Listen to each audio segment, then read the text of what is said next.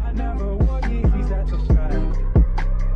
Every week is fashion week for me.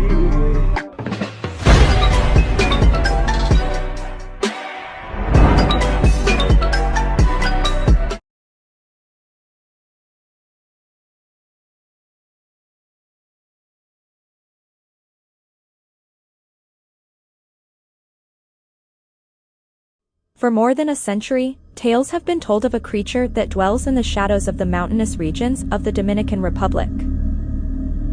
A wild woman with long dark hair and backwards feet, which hunts the lonely peasants while harvesting cocoa, or the aspiring adventurer in search of new routes. This tale of a terrifying creature that feeds on the flesh and souls of men is used to scare children from wandering into the cacaos alone. Those who survive have described a stillness in the area, as if the birds, insects, and land animals have been frightened. Followed by soft whispers and howls that float on the breeze and echoed through the awnings. The call draws you in from all sides until the creature finally reveals itself. A gentle creature, no taller than 3 feet, but with a harmony in all his muscles and limbs. Big, dark, and charming eyes. Hair black as midnight, shining in the moonlight. Thick and long her hair covers her body to the ankle. A creature from Dominican folklore that is still recounted at the bedside of many children today. Such is its popularity that many, especially in the countryside of the country, still claim that the Ciguapa is real. The most revered of the Ciguapa tales, it describes a demon that lives in deep caves and attracts lonely men with its beauty and sensuality.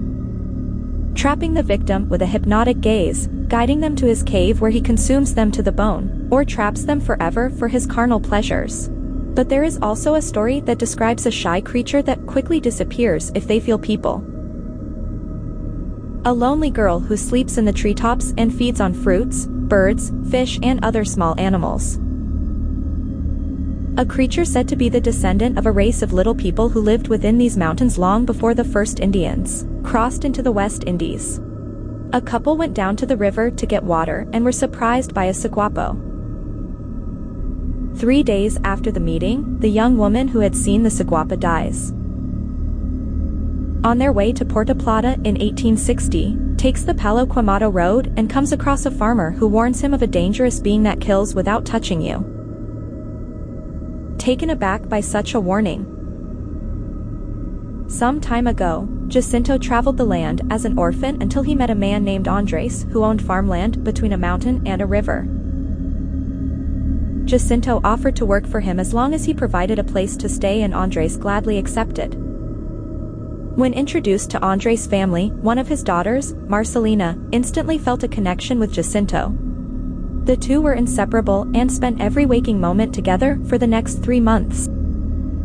One day, as they tended to do, the two went out walking in the woods and sat by their favorite tree to talk about life for hours. But, this time, the incredibly nervous Jacinto proclaimed his love for Marcelina, fearing that she would not reciprocate.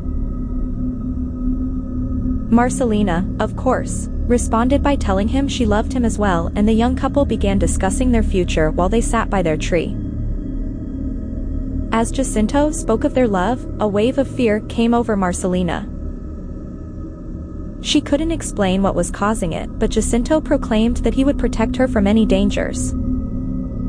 The couple was then interrupted by 2 high-pitched screams. One echoed through the mountain and forests, and the other came from Marcelina, who saw the creature that let out the first scream.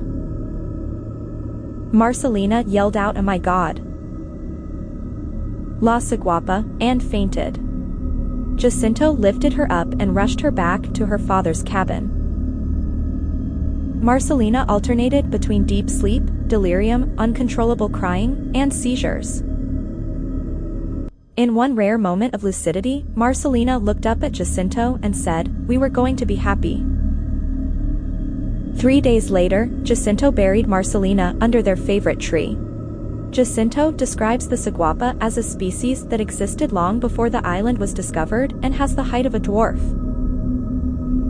They are extremely beautiful and have the golden skin of a true Indian, black and slanted eyes, soft, lustrous, and abundant hair rolling down to the very calf.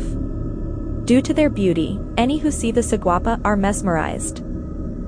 The Ciguapa can run as fast as a hare but tend to live in the trees, easily leaping from tree to tree.